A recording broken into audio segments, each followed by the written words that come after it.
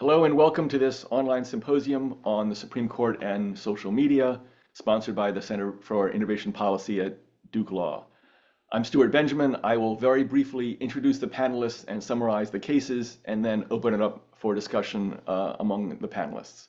Before I do, a few quick notes. One, this event is being recorded. Some of you had emailed me in advance who couldn't be here. Yes, it's being recorded. Two, you can ask questions at any time using the Q&A function, and we'll get to as many questions as time allows. And three, if you need any help with technical problems, you can also use the Q&A function and somebody will work with you to help resolve the issue. Okay, first, let me just briefly, very briefly introduce the panelists. Jack Knight is the Knight Professor of Constitutional Law and the First Amendment at Yale Law School. He directs its Information Society Project, the Abrams Institute for Freedom of Expression, and the Knight Law and Media program at Yale. Noah Feldman is the Felix Frankfurter Professor of Law and Chair of the Society of Fellows at Harvard. Through his consultancy, he has advised clients like Facebook, eBay, and TikTok. Genevieve Lakier is the Professor of Law and the Herbert and Marjorie Freed Teaching Scholar at Chicago Law School. Eugene Volokh is the Thomas M. Siebel Senior Fellow at the Hoover Institution at Stanford, and the Gary T. Schwartz Distinguished Professor of Law Emeritus and Distinguished Research Professor at UCLA Law School. I am the William Van Alstyne Professor of Law and co-director of the Center of Innovation Policy at Duke Law. All of us have written about the First Amendment and social media. Indeed, I invited these panelists as a dream team to talk about these cases. Okay, so on to the cases. Moody versus NetChoice and NetChoice versus Paxton involve Florida and Texas laws, respectively, restricting the capacity of large social media platforms to engage in content moderation. That is, whether and how to display user-generated content to the public. NetChoice is a trade association for online companies. It challenged these, and then the cases went to the 5th and 11th circuits, which reached opposite outcomes. The 11th Circuit held that content moderation was speech for First Amendment purposes because it regulated editorial discretion. The 5th Circuit, by contrast, held that content moderation was not speech, and even if it was speech, Texas could regulate speech to protect a diversity of ideas. The Supreme Court remanded and vacated both opinions. The court said because these were facial challenges, the lower courts should have assessed the scope of the Texas and Florida laws and then determined how substantial any unconstitutionality was. The majority could have stopped there, but instead it went on to discuss at length the application of the First Amendment to social media platforms. And in so doing, made it clear that prioritization of content, including by algorithms, triggers First Amendment scrutiny, and went out of its way to say the Fifth Circuit was wrong to conclude otherwise. So this discussion, in the court's opinion, was not necessary to its holding, and thus was dicta. But by including it, the court sent a clear message about what it considers to be the appropriate First Amendment analysis. So what could have been a minimalist opinion about the standards for facial invalidation became a broader opinion about how the First Amendment applies to content moderation. Murphy versus Minnesota is, I think, a less important case for our purposes because there the court found no standing and, unlike the NetChoice cases, did not make clear its views on the merits. But it is interesting to note, so Murphy involved allegations by individuals and states that the Biden administration violated the First Amendment by pressuring social media platforms to censor their speech about COVID-19. What's interesting to note in the context of saying that there was no standard, the court emphasized you get to challenge this if you want to challenge actions of the platform, but here they weren't challenging actions of the platform. Instead, you were trying to enjoin government officials from pressuring or encouraging the platforms to suppress protected speech in the future, and therefore no standing. Okay, that's all I want to say. I promised the panelists no more than 5 minutes introduction. I think I've hit the mark. So that's enough background. Let me throw it open to the panelists to discuss the implications of the cases, to critique, criticize the reasoning of the opinions and how we got here, roads not taken, etc. So whoever wants to start should just jump in. I'll call on somebody if need be. I'm happy to jump, actually, since thank you, Stuart, for having me and for that really interesting introduction. And I'm going to just make a few comments because I'm genuinely curious what all of you on the panel think about this. Because I have to say, reading the Moody opinion, the combined net choice opinions, I am puzzled by what the court is doing. Or rather, I have some theories, but I'm curious what other people think the court is doing. Because just as Stuart suggested, the opinion on the one hand is what I think of as sort of classically like high Roberts Court libertarianism, that it is articulating a very deregulatory, very speaker-based, speaker-protective or platform-protective view of the First Amendment. And Kagan, amazingly enough, goes out of the way to cite one of my least favorite lines from the First Amendment canon, the line from Buckley v. Vallejo that then gets picked up in Citizens United, the idea that, what is it, that the speech of voices of some in society may be suppressed in order to promote the voices of others is an idea that is wholly foreign to the First Amendment. I think that's incorrect as a sort of descriptive matter when you think about the cases, but it's become a very sort of central linchpin of the recent First Amendment cases. And yet Kagan was the Solicitor General who argued on behalf of the government in Citizens United that this kind of equalization of expressive opportunity was okay, was legitimate, and in fact furthered the First Amendment's purposes. So it is interesting that she, in this opinion, and I'm also very curious about the kind of judicial politics that go behind it, goes out of the way, as you say, didn't need to, but clearly in an effort to instruct the lower courts, in particular the Fifth Circuit, the court goes out of its way to have this sort of elaborate discussion of reaffirming the idea that the content moderation is a kind of protected expressive activity, that it falls within this broad bucket of what the court often calls editorial discretion, and goes through like the greatest hits of the libertarian First Amendment. Starts with Tornillo, then we get to Hurley, and invokes this language from Buckley and from Citizens United. And so you might think, you know, reading this portion of the opinion, you would think that the platforms and net choice would be extremely happy with what the court is doing.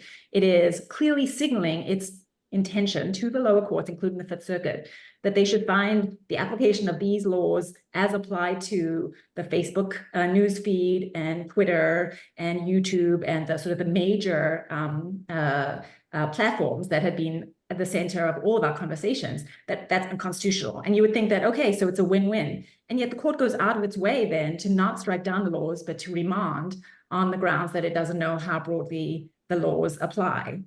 And there's multiple interpretations of what the court is doing here. So one, you might think the court is just deciding not to decide, that it's not sure what it wants to do about, it's recognizing in a sort of, its internet jurisprudence has become more sophisticated. It recognizes that everything that lives on the internet is not the same kind of thing for First Amendment purposes.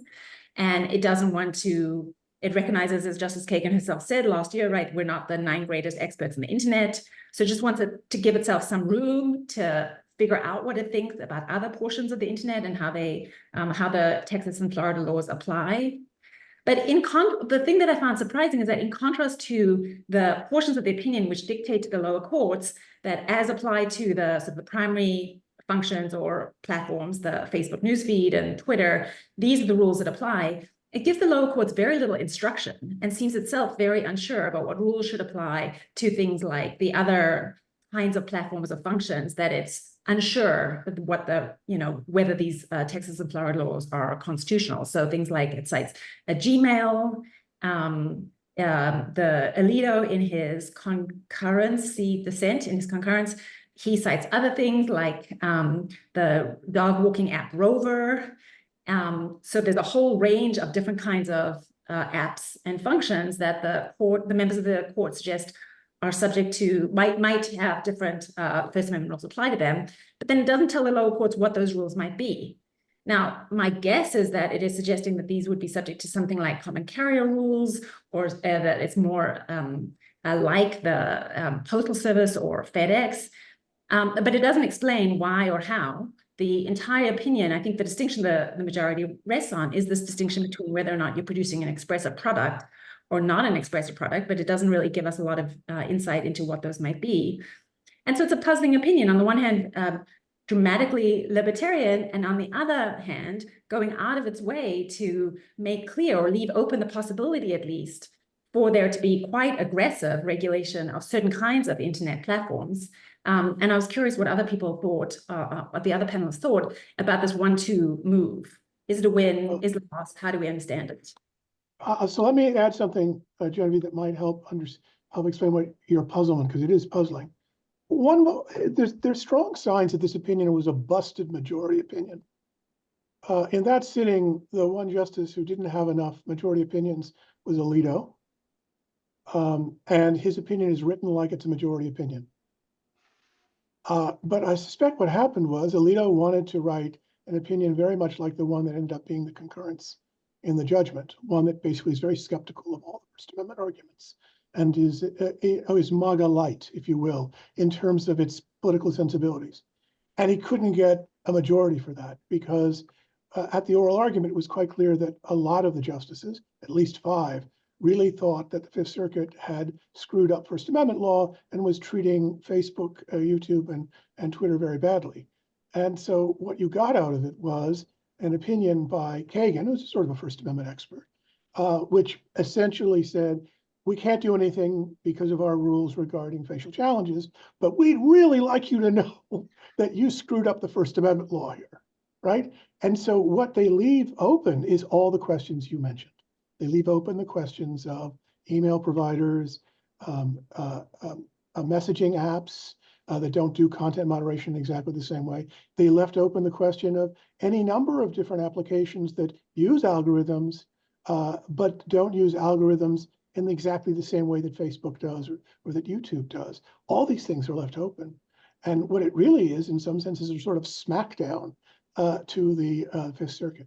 The other thing that's very interesting, and I think problematic in the opinion, is the discussion of the obligation to provide explanation. And there are 2 things here that are relevant. The first is that the court seemed to concede that the appropriate test was the test of commercial speech, the Zauderer test. That's very puzzling.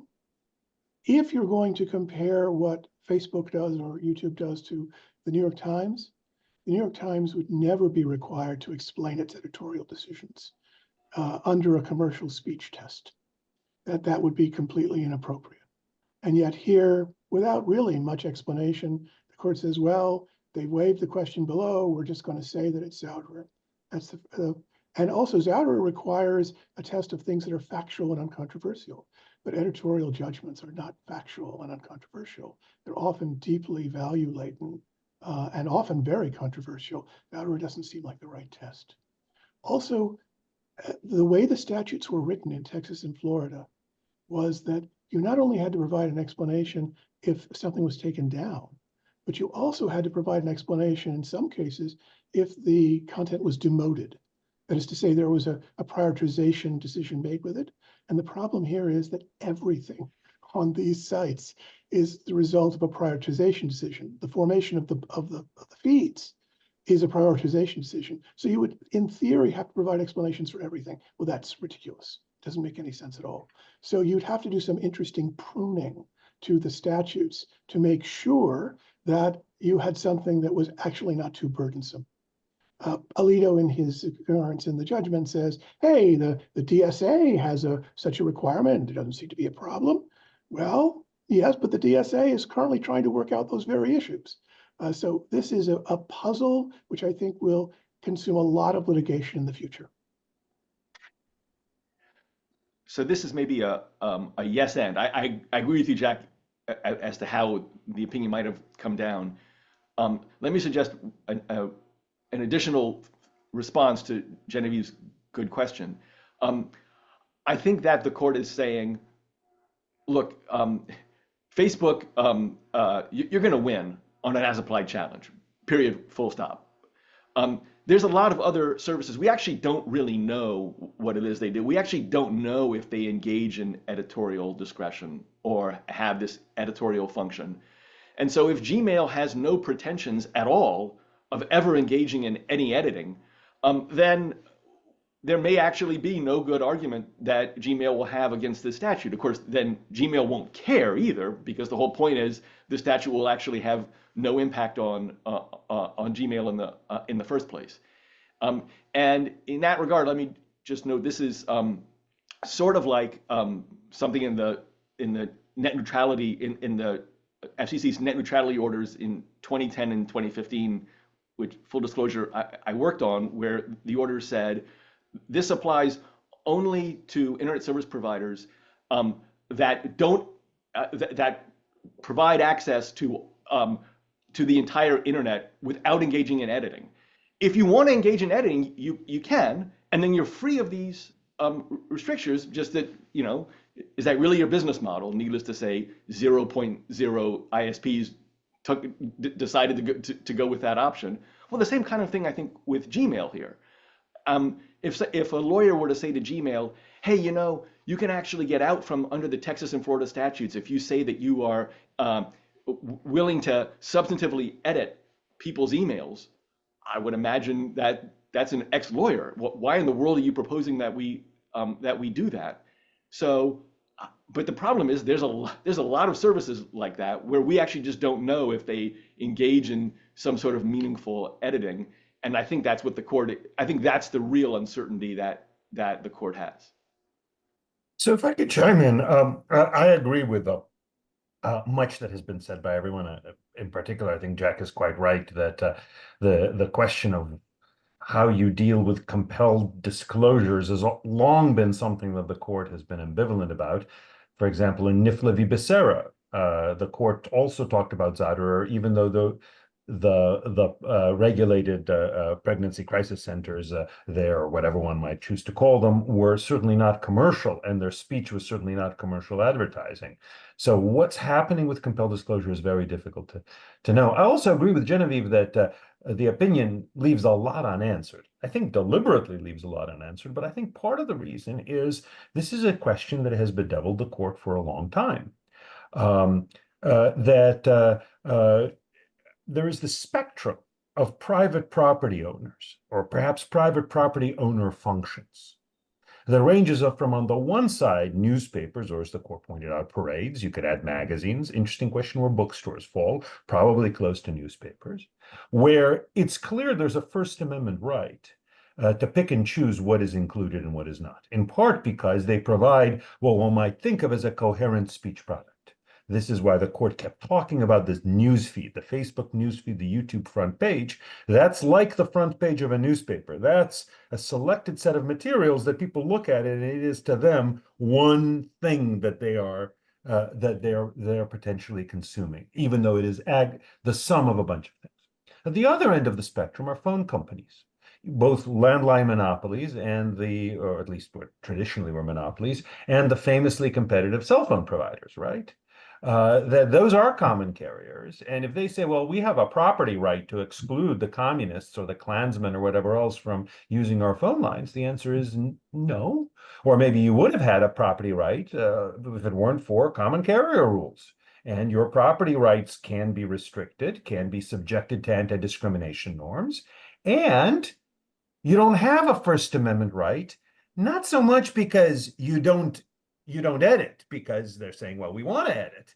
I think you don't have a First Amendment right because the aggregate of all the phone lines on your phone service is not a speech product. Nobody consumes it this way. There's language along those lines, although the court recharacterized Turner Broadcasting in some measure. There's language along those lines in Hurley interpreting Turner Broadcasting as saying, look, a cable system, the channels are consumed individually by people, not as a big picture speech product, the way that the entire schedule of Fox News, let's say, or MSNBC might be a coherent speech product.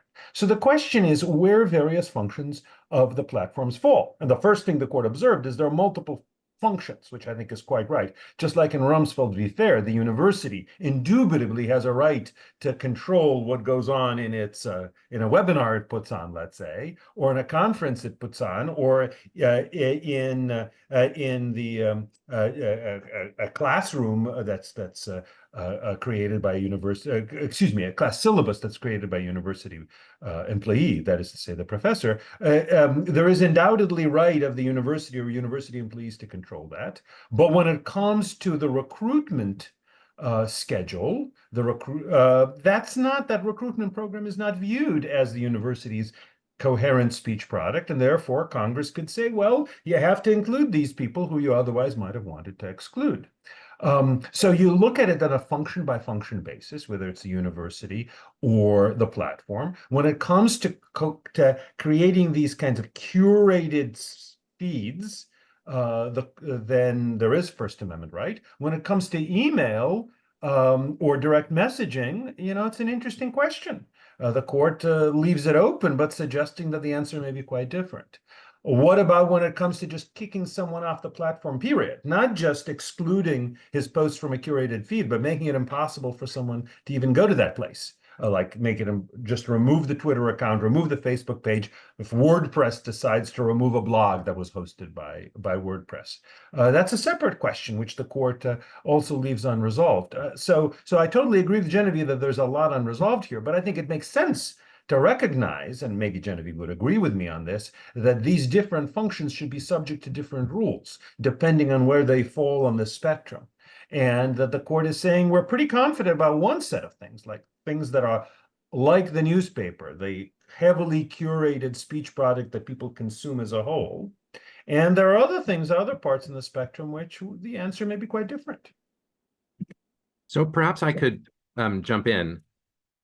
I think that I agree with lots of specific things that people have said, especially the point about that Eugene was just emphasizing about the different functions, or the different elements of the platforms, getting different First Amendment treatment. But my overall view of the case, I think, is a little different than perhaps, at least it sounded like from the rest of you. So let me try it out on you and see if maybe it is different or if it isn't.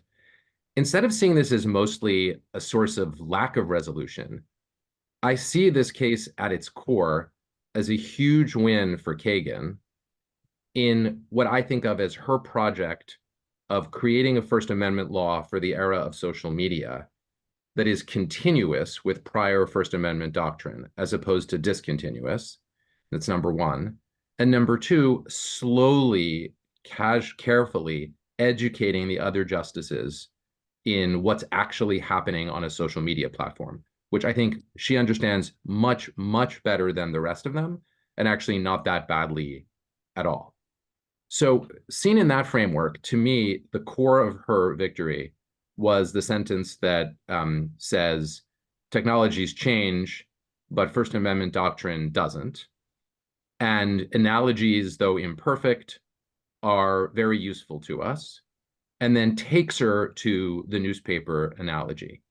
And so from the standpoint of the platforms, the core acknowledgement of this opinion, namely that the curation of social media content is analogous to editing a newspaper, is vastly transformational. I think we will come to see it as the core initial moment in the First Amendment law of social media. I just want to pause on that for a second. 3 justices strongly hint that they don't believe that, and they think that you should be able to regulate the content moderation part, the part of social media that we think of as classically social media, not direct messaging, not email, as though it were common carriers. And I think Kagan's view has been, and it is now law, that is based on a technological misunderstanding of what happens on social media. That it's not just that, as I think some of the older justices might actually think, social media is a bit like direct messaging. Everyone just posts their ideas and they get out there. But rather that there's a full ecosystem of curation, and that ecosystem is fundamentally comparable to a newspaper, even though, and here there might be a difference of nuance between my view and Eugene's, even though she understands perfectly well, and the holding doesn't rely on the idea that anyone consumes it as a whole. because she acknowledges that every single person's experience on social media differs from every other person's experience. It's exactly not like picking up the physical New York Times. It's exactly not like attending the St. Patrick's Day parade in Boston in Hurley. Nevertheless, the curation function, now that it's been analyzed, analyzed by analogy as comparable to newspaper editing or to composing the parade, is now going to be at the core First Amendment protected. So to me, that's very, very clear. As for the other points, I agree with all of you that she wasn't in a position to resolve them. And there is a compromise element, namely the sending it back to the courts below, that I agree with Jack, probably reflects her big move when she shifted this from perhaps Barrett and Roberts considering getting on board the common carrier idea to joining her opinion. But it's now clear that you've got the votes in place, probably 6 votes going forward permanently, and therefore, to me, a definitive moment in the doctrine of rejecting the common carrier analog in the space of the main product that is social media. With respect to Zouderer, just a footnote here. What I see here is the following set of complex interactions. Kagan doesn't like the erosion of Zouderer. In other words, she's still worried about the problem of, it seems like it was a long time ago, but it was only 4 or 5 to 10 years ago when it looked as though Justice Thomas's deep rejection of Zouderer might lead to the phenomenon of the court striking down ordinary disclosure regulations by regulatory agencies as violative of the First Amendment. So she, Justice Kagan, never wants to weaken Zouderer. In fact, she wants to use it as much as she possibly can. And it's noteworthy that Alito and Gorsuch did not go all the way to the Thomas position, which he emphasized again in his own concurrence, namely that let's have a single standard for all expressions. Indeed, to weaken the Thomas view even more, it seemed from the Alito opinion that Alito is interested in the idea, and this is now going to be a losing game, but he's interested in the idea that maybe you could treat all speech on social media as though it were commercial speech, and thereby subject it to some lower standard, thereby finding some way to uphold laws like the Texas and Florida laws, using Zouderer. And within the very inside baseball, but we're all First Amendment people here, analysis of these questions, that's another huge win for Kagan, because it means there's now only one vote at this point for abandoning Zouderer and raising the standard. Last point, and this is about kind of grand strategy in this game. I've just been describing some small moves, but there's a kind of grand strategy, at least from Kagan's perspective. There's been a fascinating shift, and it's really captured in this opinion, in which the conservatives, who had gone very far in the direction of First Amendment absolutism over the last 20 years, have now, in the context of social media, the arch conservatives, Alito, Gorsuch, Thomas, now appear to be tacking away from that First Amendment absolutism that they had occupied. And the liberals, who were backing away from First Amendment absolutism over that same period of time, for reasons like the reason that I was talking about with Kagan, namely concern for what she called the Lochnerization of First Amendment doctrine, they are, at least in the context of social media speech, sticking with the place they came from. In Kagan's case, a strong, nearly ACLU level commitment to near absolutist free speech, even in the social media context. And that's really big news in the grand strategy game. This is the first case that really shows you in a convincing way that the arch conservatives are getting off of the extremism bus, at least under these circumstances. And I think that's very important as well. Can I just add on to Noah's excellent comments? There are 2 things I want to say in addition. You are right, totally right, Noah, that the key move here is the making curation a First Amendment protected activity. Absolutely. And that is what's so deeply troubling about the case. The second, I'll explain in a second. The second thing is that Kagan's interest in preserving Zauderer is exactly as you say, because she wants a lowered standard that allows commercial regulation in the public interest. So health regulation and consumer regulation, that requires that Zauderer be pitched at a relatively low level of protection of commercial speech based on a listener-based model, not a speaker-based model. So if she's now boosting Zauderer in this way, she's fighting against her own interests in another area of law. But back to the curation problem. You see, Thomas would very much like to get rid of Zauderer because he would like to make commercial speech into a speaker-based doctrine. You see, and that's not what she wants. But the problem of curation, which you identified, I think this is exactly right. There's what is packed into the term curation. Let me separate out a bunch of different issues, which I'm sure you guys have all thought of. Suppose that there's a public health problem created by the collection of personal information and then the targeting of the information to particular audiences. Suppose that creates a certain kind of public health problem. Or suppose that the collection of data and information can be used in order to manipulate audiences. And I mean manipulate in the sense of for the benefit of the manipulator and to undermine the interests of the manipulator. I mean, a very strong conception of manipulation. Or suppose that one can use the collection of personal data in order to manipulate the political process in any number of different ways. On the strongest account, everything I've just said now is an aspect of curation. On a different account, it's really just a privacy regulation question. It's really just a question of it's a use regulation with respect to the use of consumer data, the use, collation, and calculation of consumer data. The thing that I'm most interested in seeing is how broadly the conception of curation recognized in this opinion goes. Because if it goes really far, then it is Lochner in cyberspace. It is the Lochner regime. It's a Lochner regime that prevents consumer protection regulation. It's a regime that prevents privacy regulation. It's a regime which allows all sorts of manipulation of people by the use of data collection. On the other hand, it could be a very narrow conception of curation, which would allow all sorts of consumer protection and privacy regulation, and therefore one shouldn't really be that concerned about it. It's just a sensible extension of principles you've discussed before, Noah.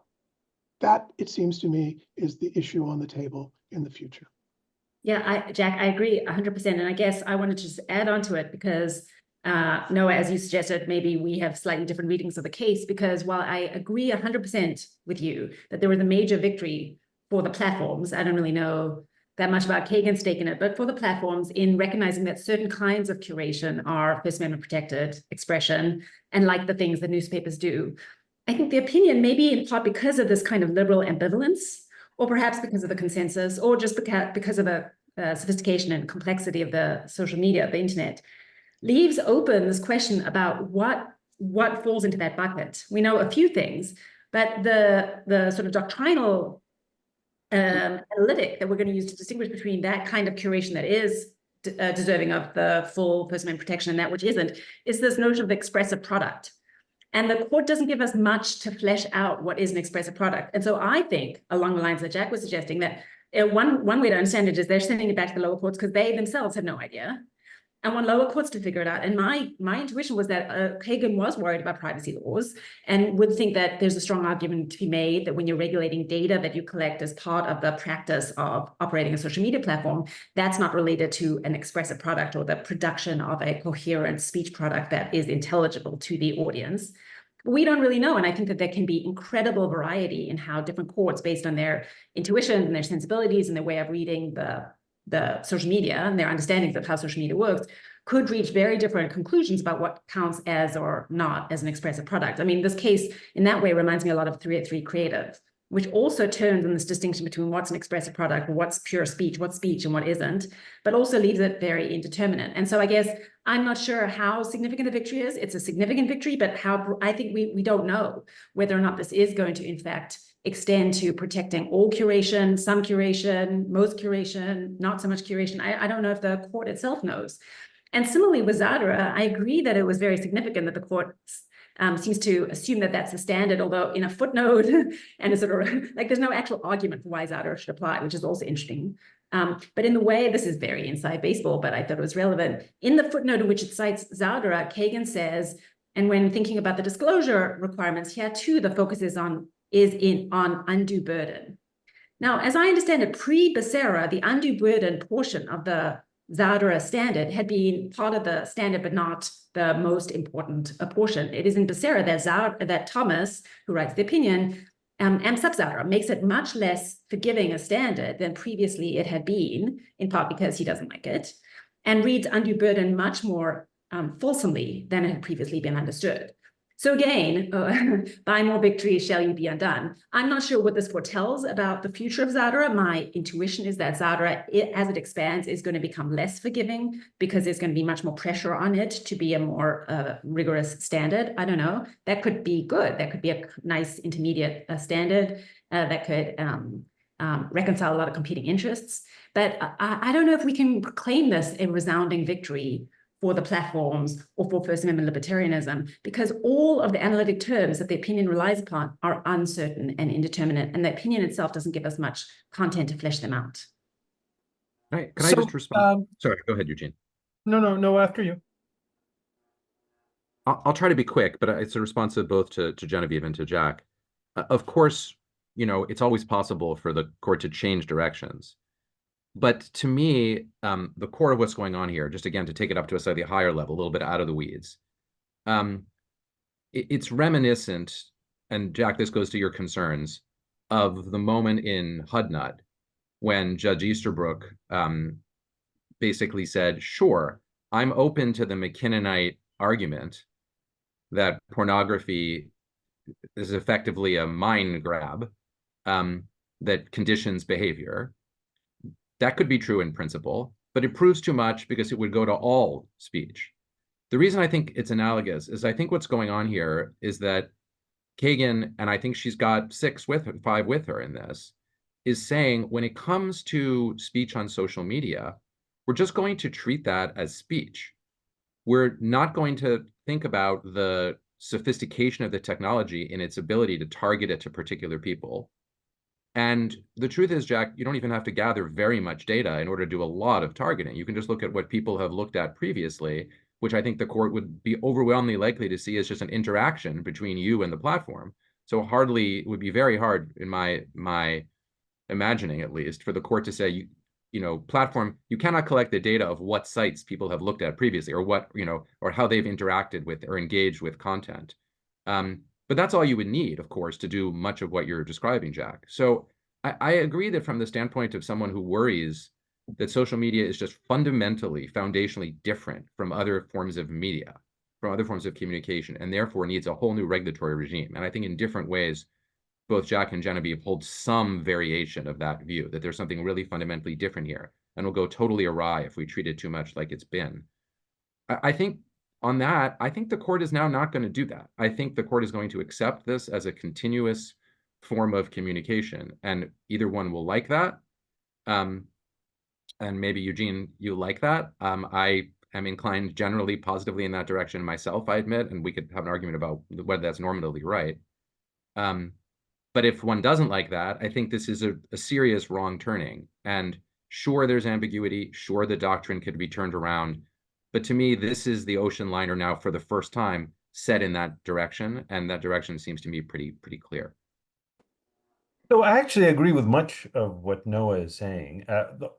I'm just not sure that it's that new. I think in some respects, Reno v. ACLU, of course, pre-social media, but an internet case made clear that the court was stepping away from its experiment back in the radio TV broadcasting days of having medium-specific approaches to content regulation. Then in Packingham v. North Carolina, a case involving sex offenders, in some respects you'd think would be the least appealing of litigants, the court concluded that essentially social media is fully protected by the First Amendment. So I wasn't terribly surprised that this was so with regard to the compilation or curation function. And I also don't think that the fact that the newspaper presents one compilation to everybody, whereas the platforms present different compilations to different people, should make a difference. I think the important thing is each of them presents compiled, curated thing. It may be, in fact, more useful to viewers precisely because it is tailored to their interests. It may be more dangerous in some ways, perhaps, if you're worried about certain kinds of manipulation. But I think it fits very neatly within the tradition of cases like Miami Herald and Hurley and the like. I do think, though, that some of the things that the court left unresolved, while on the one hand, in all of these cases, some people say, well, the court left so much unresolved. That's too bad. Other people say the court went so much further than it needed to go in order to resolve the case. That's bad. Well, I suppose some people are more judicial minimalists, some more judicial maximalists, or maybe different in different situations. And there's value in both not deciding too much and not deciding too little. But still, I think that it's very familiar to say the court doesn't resolve certain questions, but those questions are ones that are going to get resolved over time, and I think in fairly predictable ways. So let me turn to the point Genevieve made. I realize it's just an analogy to 303 Creative, but I think it's a very important point. So 303 Creative says, essentially, people have a First Amendment right to choose not to create speech products. This requires us to decide what's a speech product. My guess is that many people, even ones who are skeptical about the websites, would say, yes, if there is a freelance writer who writes text, or freelance songwriter who will write songs for you. Of course, these days, who needs it with AI, but let play along with me.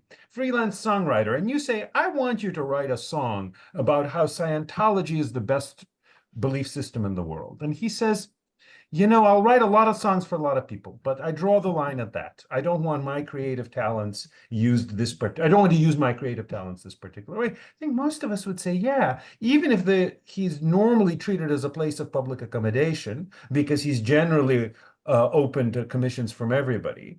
And even though this sounds like discrimination based on religion, he's entitled to do that. But we wouldn't say the same about a limo driver who says, I don't want to drive people to Catholic weddings, let's say. So somewhere this line has to be drawn. Likewise, the line has to be drawn with regard to restrictions on speech, right? So the Shad v. Borough of Mount Ephraim, which says you can't ban live performance. Well, what about a law that heavily regulates architecture? Some architects say, well, architecture is extremely expressive. Well, you got to draw the line somewhere about what counts as expression and what doesn't. Returning to this case, we've seen with cases in the past, Pruneyard and Rumsfeld on the one side, Miami Herald and Hurley on the other, that we do have to decide at what point is a mandate that people, including speakers, be allowed on someone's property or in someone's program. At what point is that an impermissible interference with speech? And at what point we just don't view that as speech? You could say, well, the aggregate of all of the things that go on at a shopping mall is a speech product, but the court is unwilling to do that for, I think, understandable reasons. These lines need to be drawn. The court didn't help us that much with drawing those lines, but it drew them a little bit. And there's nothing new. It's not like it created new complicated lines that need to be drawn. It's just reflected the fact that these lines always have to be drawn. So let me say, I actually think the court said a little more than that. And maybe this is also, so I think it gave us more indication about what curation means maybe than Genevieve does. Part of what's remarkable, as Noah pointed out, is the degree to which the court said, there's nothing new here.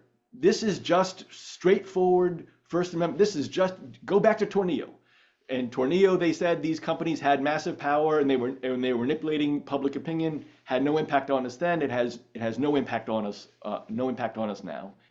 And then when they talked about what this editorial function is, what curation is, I think it's significant that they didn't try to parse very finely the various different decisions that the main feeds of Facebook and YouTube do. They weren't actually going through various kinds of decisions, and they were saying, look, it's all curation, except maybe if the algorithm responds entirely only to the user, and there's no element at all of the company itself, making some editorial decision. And so I think that this is drawing that understanding of curation pretty broadly. Again, the argument they're making is this is just the normal science. This is just what we have from the previous cases. And note, by the way, and then they just mention, oh, and by the way, the fact that it's done by algorithm doesn't change anything. Now I'm on record in a law review article having so alleged years ago, but now they've just said it. And so one thing to think about, I think, going forward is is there gonna be some way of for the government of distinguishing algorithms? So maybe for the algorithms that truly just rely on exactly what reflect only users' choices. So any smart, by the way, I'm not sure there's any algorithms right now that are like that, but any smart platform will now just bundle algorithms together that will also entail some editorial function, some level of curation.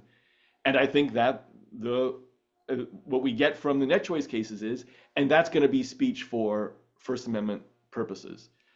That does strike me as very significant going forward. And so whether we want to get to this now or not, but let me just throw this out there. There are many lawsuits right now that are going after the various kinds of decisions that Facebook and others have made in terms of harming children, et cetera. And if I were one of the lawyers in those cases, I would not be happy about these opinions, because I think that those are all going to be various kinds of editorial functions that the court says the First Amendment applies to. I agree with that. I just want to note, just to pound the drum one more time, that if the court had wanted to write the beautifully sort of nothing changed, I agree. It says it's remarkable as a rhetorical or discursive feature of the opinion, and it keeps insisting on the lack of internet exceptionalism. But if it had really wanted to just do what it did in Tornillo and just do what it did in Hurley, why treat the law as overbroad? Which, by the way, I mean, we've read the opinion, we listened to the oral arguments, we are in the present where this is part of the, on the table, the range of possible outcomes. But when this case was litigated below, this was really not a major focus of the analysis. I think for good reason. I myself find the overbreadth analysis quite puzzling because, and this goes back to something you said earlier, Stuart, you could say, Texas and Florida did a very bad job defining the outer reach of the law. We don't really know how it applies. So it might apply to Gmail. But if it applied to Gmail, who cares? Gmail is not going to be viewpoint discriminating. It is going to just be sending, it doesn't have time or interest in viewpoint discriminating. Maybe Florida law, which requires special, you have to not treat journalistic enterprises or presidential candidates differently. But again, with Gmail, with most of the things that the majority invokes as the range of uncertain applications, I don't think it's going to matter at all. And so you might say, well, we're not sure if the law applies to you, but no one cares if the law applies to you. And overbreadth is supposed to be significant, not just in one or two instances. And so it does feel like if the court was really committed to, a very simple libertarian conclusion here, it just strikes the laws down and says, if there are mop-up instances where we have to deal with these strange, Gmail or other kinds of messaging apps, we can deal with that in the subsequent opinion. Here it is fronting and making a central part of the holding of the case, this idea that curation does not extend to the outer reaches of the sort of relevant entities who might be subject to the law, and therefore raising, I think, a very significant question, I agree, we don't know, of internet exceptionalism. And second, just to echo what Jack said earlier, if this really is nothing to see here, ma'am, just move along, there's no change, what the hell is Outer doing in this opinion? When we think about newspaper disclosure requirements, we think of courts paying very close attention to the chilling effect on editorial freedom. Now, maybe that is what undue burden will become, as I suggested, but that is not historically how Zadra has been applied. And so although the court articulates a no change opinion, the rules that it actually, the crucial holdings in the case are very strange from that perspective. Can I just jump in on one of the assumptions in the oral argument was that email services don't engage in content moderation. Email services are the oldest content moderators because one of the major things they do is keep you from having your inbox loaded with spam. Viewpoint discrimination, though. They don't engage in viewpoint discrimination, right? Well, I just want to say that there's different kinds of spam. You don't look at your email inbox enough, your spam box enough. There's lots And if and lots. offense is a viewpoint, I imagine that in the future we might find a holding that says that spam is a viewpoint. Yeah, I mean, so anyway, and the other thing too is if you look at your Gmail, you'll see that the nice folks at Google have decided to separate out your email, incoming email, into social, personal, and other things. In other words, they've started to basically engage in content-based distinctions in terms of what goes in your box. They do that very nicely. Now, of course, it's true that you can opt out of it, right? So there's an interesting question as to whether or not content regulation with an opt-out should be different, right? That's the first point. The second point is you may think that direct messaging services are not subject to content moderation, but I'm here to tell you that already there are various experiments with doing it, and it's just a matter of time before they get better. And this is a point that Noah made, which I totally agree with, which is it doesn't take all that much information. You can just have contact information in order to do a rough form of moderation. The amount, you don't have to collect everything about people. So I think that even the cases that look most like dumb pipes, the internet is extremely flexible. There are so many different ways to convey different functions. I think it's not easy to say they're the dumb pipe applications, then they're the ones that engage in content moderation. The second thing takes me back to a very important point that Noah made, and here I want to emphasize it, about the question of whether or not we're going to have a sort of neoliberal First Amendment. That's the way I would put it. I mean, it's not the way you put it, but the idea is very, very strong First Amendment idea, protecting the capital interests of the large companies. I think that's really what's at stake in these cases. And I think you're entirely right that the ocean liner has sailed in the direction of protecting the capital interests of these very large companies. If you want to engage in any kind of reform regulation or reform litigation in the face of the direction of the ocean liner, to borrow your metaphor, you're going to have to make a bunch of very fine distinctions. Let me give you an example of one. Earlier, you pointed out entirely correctly that what you might want to do is just get a collection of information in order so that you can provide targeting, right? So there's a question as to whether or not regulations of collection, regulations of collation, and regulations of use should be understood as raising First Amendment issues. If they do, well, then the game is over. A lot of privacy regulation will be unconstitutional in the First Amendment. But if for some reasons regulations of collection, collation, and use are not treated as First Amendment sensitive, then in fact there's plenty of room for different kinds of public interest regulation and different kinds of consumer protection regulation. And so I think one should take what Noah says very seriously and watch the direction in which this particular ocean liner is sailing. So I just wanted to mention something apropos the direct message point, because I think it highlights the unease that I think we saw among some justices with regard to platforms deciding to regulate direct messaging. Jack is absolutely right that full content neutrality would be a disaster. A mandate of full content neutrality would be a disaster because spam does indeed interfere with one's experience using email, using anything, in a way that simply knowing that there might be some communists or Nazis or whatever else hosting material elsewhere on the site, or having their material hosted elsewhere on the site doesn't. At the same time, if you want to talk about traditionally understood public interest regulations, one of them has historically been various forms of anti-discrimination rules. And it turns out that, at least in the employment context, for example, the earliest anti-discrimination rules have had to do not with discrimination based on race or, say, religion or even union membership, but political activity. the sense that you don't want private employers to leverage their economic power by threatening to fire employees based on how they voted, which pretty much all states forbid, or as some states say, they can't threaten to fire employees based on what they've said about politics. Those regulations date back in their earliest forms to the late 1830s. And Genevieve has written also about how common carrier regulations with regard to telegraphs were motivated in part by the concern that telegraph companies were blocking things because of the viewpoint expressed, also other things as well. So just think of a phone company. Imagine a phone company, and I think I'm using one such service, but I think it's provided by a third-party provider. But imagine a phone company provides for a spam blocking option, which is necessary to have your phone work. Again, I think most of us have some sort of spam text blockers on our phones. Just it may not be from the phone company itself. That's wonderful. I think few people would say that's really inconsistent with at least the spirit of common carrier law.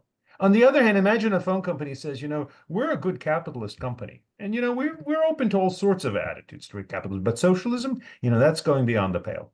So if you get phone calls from the socialist candidate or from people from organizations that we view as socialist, or text messages that our AI recognizes as socialist, no. Now, there may be good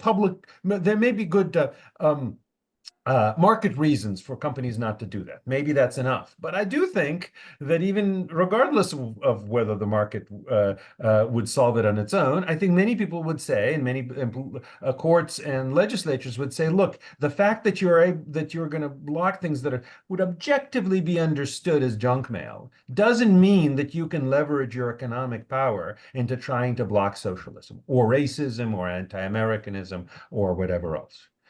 So I think Jack's observation about the necessity of spam filtering and therefore of some degree of content discrimination is an important one. But I think Genevieve is right that there has to be a line, and there would be a line drawn at certain kinds of viewpoint discrimination.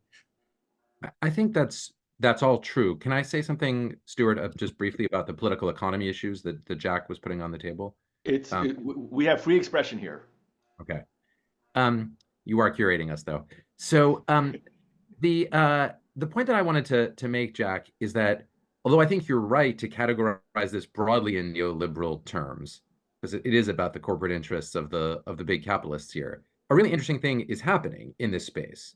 And that it's gone back and forth at different moments. And you know this better than anybody, because I don't know if you were the first person to bring up the common carrier idea historically, but you were certainly among the first, and you were hardly doing that from the perspective of the arch conservatives. So there's been a very interesting political economy development here, where just in recent years, since the rise of content moderation done by the companies under pressure from, let's call it, the center to the center left, the right, which is very capitalist, has nevertheless embraced a theory of more aggressive regulation here. In other words, there's a selling out of what was the libertarian impulse on First Amendment of the far right on the narrow issue, maybe it's not that narrow, on the important issue of regulating state regulation of the platforms to make them do less regulation. That is, the state forcing them to be more permissive in terms of what is permitted. For that reason, it's kind of noteworthy here again that the left is trying to figure out where it should be on this. And it's interesting to know Justice Jackson, who's not exactly a leftist, but she's maybe the closest thing to a leftist on this court, being a little bit nervous in her formulation and trying to back a little bit away from what the majority is doing. And what you might call the neoliberal heartland of, Kagan, Kavanaugh, let's say, is pretty much on board with and maybe I would throw Roberts into that, is pretty much on board where this is going. Now, why does this matter in practice? Well, one place it matters is on this topic we've all been talking about regulation of direct messaging or of emails. And here what's really interesting is that when it comes to direct messaging, the companies, and I'm speaking on the basis of experience, working alongside them, the companies kind of see direct messaging as their opportunity to go back to their good old days where they didn't have to content moderate. And some of us have been saying to them for a long time, you know, good luck with that. You're never going to be able to get away with it, because the minute that all kinds of speech that the center and center left find troublesome, like neo-Nazi speech and so forth, begins to proliferate in direct message, your strategy, which has been to say, well, this is all encoded end to end. It's encrypted end to end. We can't do anything about it. And so therefore, it's a free-flowing world there, will come under tremendous pressure, to which, with no exception of any company that I've worked with, they all said the same thing. Well, we'll worry about that if it happens. In the meantime, we're loving this. We don't want to have to do any regulation in that space, because content moderation is very expensive. Unlike algorithmic promotion, which is necessary to the business model, content moderation, they like to say it's necessary to the business model, and perhaps at the margin it is to not turn everyone's Facebook account into a porn site. But the human dimension of it is tremendously costly, and it's also always a basis for them being criticized, because there's no right answer to the hardest questions. So they would all like to do as little content moderation, quote unquote, as possible. Last punchline. That means that from the company's perspective, the big action coming is, can we say that our curation that we do in order to maximize your engagement is our curation? Can we say that our product is a platform you like to use, and you like to use it because of the curation that we give you? And so therefore, we should be First Amendment protected in anything we do algorithmically. And I think there's pretty good reason to think they're going to get a yes to that, and that the language in the other direction, say from Barrett, when she says, well, I mean, I don't know, what about an algorithm that solely promotes likelihood that you will engage? There is no such algorithm, and there never will be, as Stuart pointed out. Now there definitely won't be. And I think Kagan's response to that is like, she said in a footnote, I'm not going to go into that, because she knows that there is no such algorithm, and Justice Barrett doesn't know that there is no such algorithm, but they will all magically find it out. And when they find it out, they may well go down that neoliberal road that Jack is warning us against. So let me turn a little bit to what we think are, so we talked about different threads of implications. So one thread of implication is, how does it apply to direct messaging, Gmail, et cetera? Another thread of implications is, what kinds of algorithmic decisions does this apply to? And again, I read this very broadly. Another implication is, what other kinds of regulation of Facebook and YouTube, their main feeds. So now we're not talking about Gmail, but like of the core main feeds of Facebook and YouTube. What other kinds of regulation might this impact?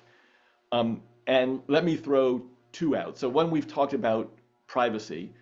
As we all know, in the Sorrell case, which by the way, Sotomayor was in the majority and Kagan was in dissent, the Supreme Court already held that the dissemination of prescriber identifying information is speech for First Amendment purposes. Combining Sorrell, I think, with NetCase, with NetChoice, is going to make it very hard to have various kinds of privacy regulations. There already was a tension between privacy regulation and the First Amendment. I think it's only been sharpened in NetChoice.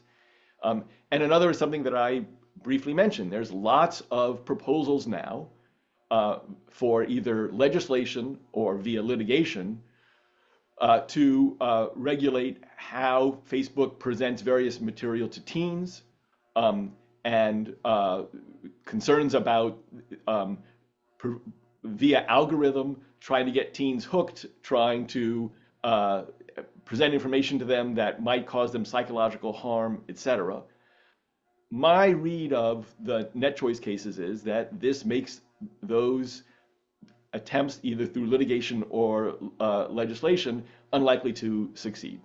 To overgeneralize it, admittedly to overgeneralize it, that's my opening cut. Given again that the court has said Tornillo is the standard. This is just the same that we've been applying in so many other cases, but others may differ, so I throw it open. Well, I don't know the implications for the child protection laws. I think that's really, I agree with you that it definitely suggests that the court is going to be skeptical of these kinds of laws. But on the other hand, the way in which the First Amendment relates to children's interests when there is a plausible possibility of just targeting children and not restricting adult speech, I think is an open question. Let me just jump in. I just meant that the First Amendment will clearly apply in a way that will make it harder to do. Not, I shouldn't say that it will prevent it, but just that it's going to be a heavy lift, because I think the First Amendment will apply to those algorithmic decisions. Sorry. Yeah, and probably will prevent it. I mean, my intuition would be that this court is going to strike down much of the heartland of that kind of stuff, because it's going to find that it's too burdensome, or age verification undermines the health and vitality of the digital public sphere, or whatever. But I'm just saying, I don't know, and I don't know if any of us know. There's a lot of open questions about children's rights under the First Amendment. On this privacy question, though, I think you're overreading Sorrell. I mean, there is language in Sorrell that suggests that data is speech, but I think the best way to read the opinion, and the way in which the court has read the opinion in subsequent cases, is that this was a viewpoint discriminatory law, and it was targeted. It had animus towards these pharmaceutical marketers. The government is not allowed to enact laws because it doesn't like particular kinds of speakers. That's a very familiar and classic First Amendment principle.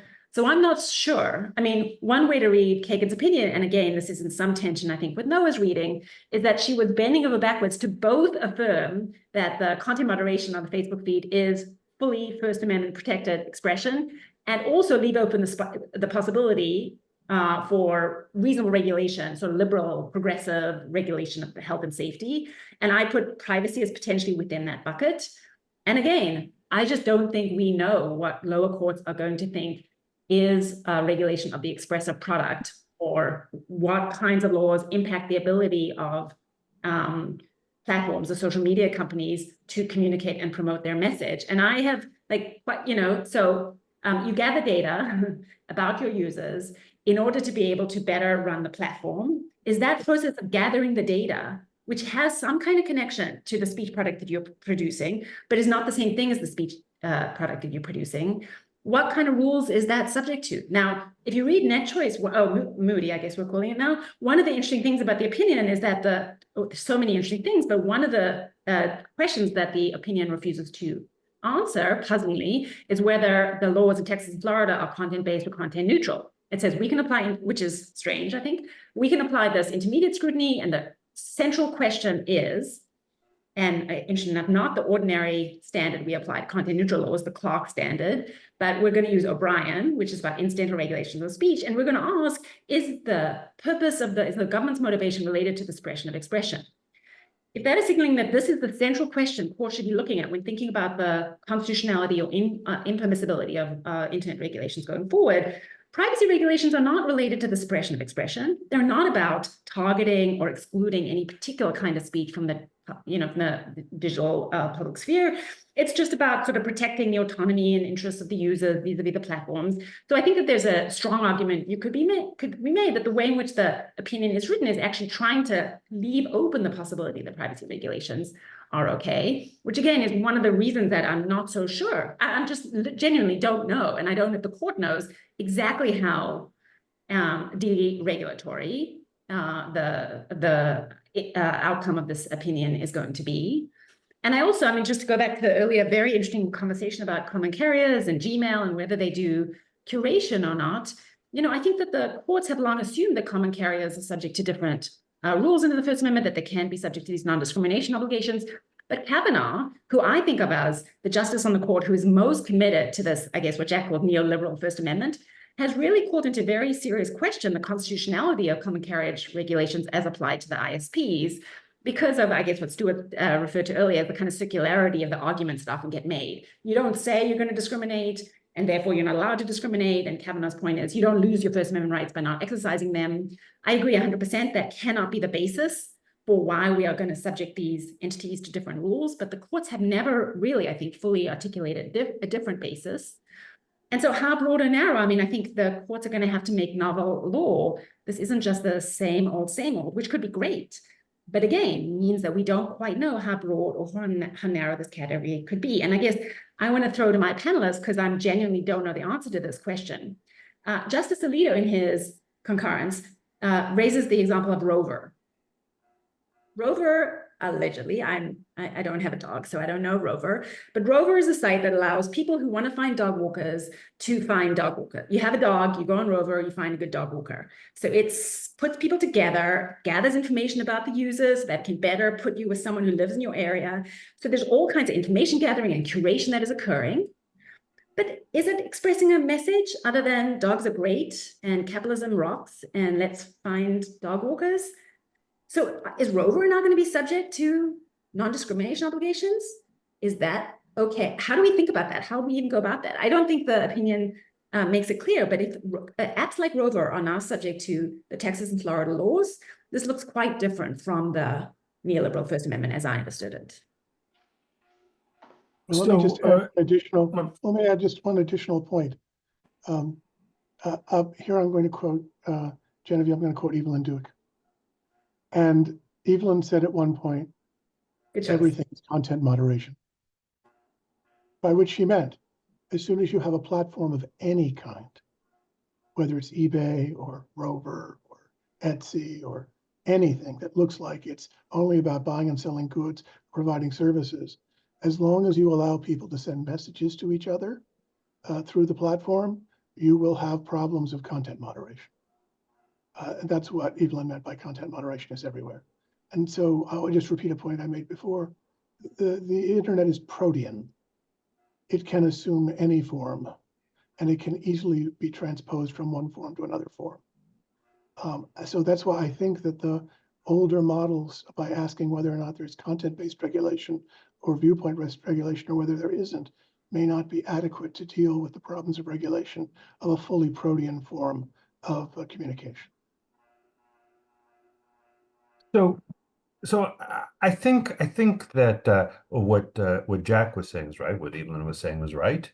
That there is content moderation everywhere, and the court does talk about at the very, very beginning. It says this is essentially a case about content moderation, but I don't think it says that the First Amendment protects content moderation as such. I think what it says is. And it's something that it repeats in several places, is that the First Amendment offers protection when excuse me, I'm sorry, I was reading the wrong passage, but essentially it says that what is protected is curation, which where the platforms, quote, curate their feeds by combining multifarious voices to create a distinctive expressive offer. Now, if read broadly, that it could include everything, right? A university could say, we curate everything that goes on campus. And when we exclude military recruiters, we are creating our own distinctive expressive offering of a military recruiter-free campus, or rather a campus that so supports equal opportunity without regard to sexual orientation that it will exclude anybody, including the military, that discriminates. But the court unanimously was unwilling to accept that in Rumsfeld v. Fair, and the court echoes that in this case. It says, look, we're not going to treat recruiting, which by that I think it doesn't mean recruiting pitches by the military, but rather the aggregate recruiting program of the university as the university's own speech. That there have to be some lines drawn. And returning to Rover, my sense is that if it creates a feed of the best dog walkers in the city, that may very well be its own judgment being used to create its own distinctive expressive offering. But on the other hand, and if, for example, it says, yes, we're going to exclude the Aryan dog walking service from this because we just don't like their message and we think they'll do a bad job for many people's dogs. It would have a First Amendment right to do that. But to the extent that what it does is it says you can search for dog walkers within some number of miles who satisfy these particular criteria, then if if it's treated as subject to some anti-discrimination law, either a common carrier or a public accommodation, and then it decides to discriminate based on religion or political affiliation or whatever else, then those laws may well be able to apply to it to the extent that it isn't seen as creating a distinctive expressive offering. Now, again, the line has to be drawn. There's no question it has to be drawn. But it had to be drawn in Rumsfeld. It had to be drawn in Pruneyard, although it was made easier by a concession that the mall operator made. I think it has to be drawn with regard to anti-discrimination laws in all sorts of contexts and common carrier laws in all sorts of contexts. And I think the line will be about this, what creates a distinctive expressive offering, and not just about what engages in content moderation. I think here, though, we need to say a sentence following Eugene's excellent point about the incoherence of the three most conservative members of the court on this, because, you know, the moment that anti-discrimination law were going to be applied to a site that chooses dog walkers, they would immediately rise in the other side and say, look, you know, there's a free speech issue here. You know, like, I'm choosing my dog, and in choosing my dog, choosing my dog walker, I'm making an expressive choice. And I think they would have very little trouble going down a 303 creative line with respect to dog walking. But they feel differently because they think they're in a world where private actors are imposing anti-discrimination rules that they don't like, and they want the government, they think they can capture the government in certain places to take away anti-discrimination principles like the ones that are applied. Now, Eugene would never make that conceptual mistake in a million years, because, Eugene, you're a consistent quasi-libertarian. But they're really not, you know? I mean, the idea that the same people could write 303 creative and write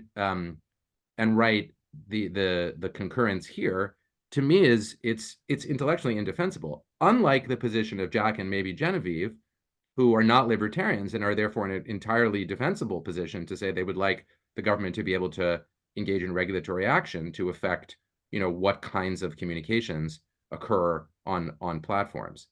So, you know, that's I just think it's worth observing that the three arch conservatives are in my mind a very difficult to defend position. I don't think they have a principled explanation for why they think that Rover should somehow be a space where it's possible for the government to regulate. They would only want the regulation to occur there subject to exceptions when anti-discrimination law were applied there on something that they conceived of as speech rather than as conduct.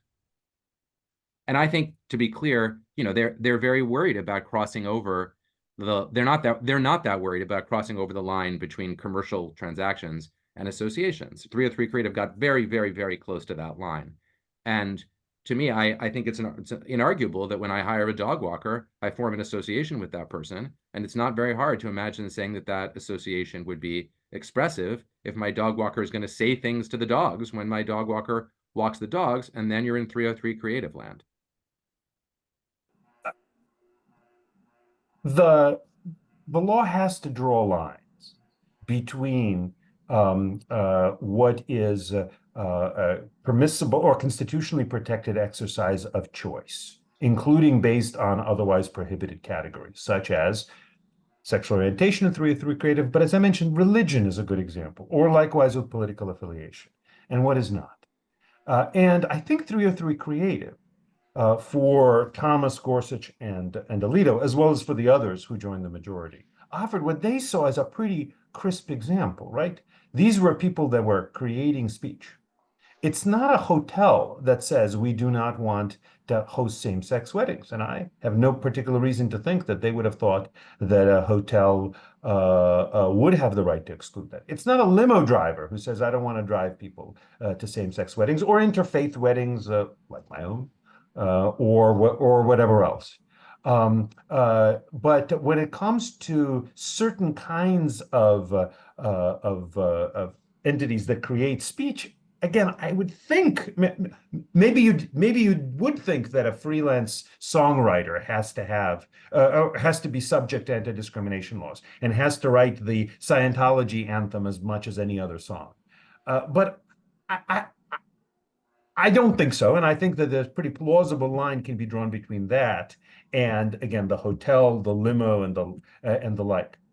I don't see why the conservatives are inconsistent on that point in their net choice positions. What they conclude is not really analogous is the rights of these social media platforms to make these vast algorithmic decisions versus the rights of individual creators to decide what it is that they're going to put their creative talents to. Now, maybe they're wrong in that. Maybe they're insufficiently attentive to the lessons of maybe we need to super generalize Citizens United and say that the rights indeed are exactly the same for everybody. But it seems to me that the lines that they're drawing, both in 303 Creative and here, are quite defensible and can be made consistent. Doesn't make them right, but I just don't see this inherent inconsistency that you're seeing. I was just going to add on to that. I actually don't want to defend necessarily the coherency of the conservative justices. I'm not a huge fan of their First Amendment jurisprudence. Alito often does not take, I think, the First Amendment interest seriously enough, and I'm not a fan of an originalist First Amendment that Justice Thomas keeps trying and failing to create. But on the other hand, I do want to suggest that the argument that they have been making, and that conservatives like them have been making, about laws like the laws at issue in net choice and about internet regulation in general, are picking up on a longer tradition of usually progressive and realist critique of the traditional laissez-faire First Amendment rules that say when we are thinking about that the courts, the doctrine should take account of inequalities in power, and in particular monopolies or gatekeepers or blockages that prevent the use of private property rights and private power to suppress other private person speech, that can pose a very significant threat to First Amendment interests as much as or as well as government suppression of private speech can. And we should take that seriously as a theoretical matter. And then when the benefits of this outweigh the harms of doing something about it, we should allow the government, or sometimes maybe read the First Amendment, to itself allow there to be some imposition of non-discrimination rules for private actors. And the conservatives have been picking up this longer tradition. Now, you could say, absolutely, it's inconsistent with the rest of the project. They're not realists, they're not progressives, they're not otherwise ordinarily concerned with power imbalances in the First Amendment. But I guess this is the moment, I suppose, to mourn the passing of that ship, because I do agree that line of argument, which was Justice Thomas, Justice Gorsuch, articulated in various forms in the lead up to the Moody cases. And Alito makes it a little bit in his concurrence, but Thomas, interestingly enough, does not in his concurring opinion. After this, it's going to be much harder to make that argument and say that anything really rests on this. We're now going to be in this argument about common carriage or expressive product or what's curation. And I do think that it is significant that it was raised, and it is significant, this goes back to Jack's point about the neoliberal First Amendment, that the court is completely uninterested in thinking about the fact that these are platforms that wield enormous power, and that their content moderation not only enables a lot of speech, but also shuts down a lot of speech, and that the purpose of these laws, at least at one, read generously, read in good faith, is to prevent arbitrary exclusions from the public sphere. It's to guarantee some kind of minimal right of access to the public sphere. And it's not obvious to me that is a terrible thing for the government to try and do, but Kagan's opinion makes it very, very difficult to justify with respect to these platforms. Now, I think on sort of pragmatic grounds, we might think it's just too dangerous to give politically motivated legislatures like the Texas and Florida legislatures the power to do this. But I suppose I hesitate before making a caricature out of that argument, because I think if we really do care, if we think that the value of the First Amendment is in fostering a rich democratic public sphere, then we obviously have to be worried about private power as well as government power. And this ruling makes it harder to do that, not impossible. Again, I think that's very interesting, but much harder to do when it comes to social media. So the mark of a great discussion is that it goes long, but I want to be respectful of everyone's time. I was able to work in some but not all of the questions that we got. So apologies for that. But I think this was a great conversation. So I want to thank the panelists, thank the viewers. This has really been wonderful. And as we all know, this is not the last word on any of these matters. So more to come. Thanks very much for everyone.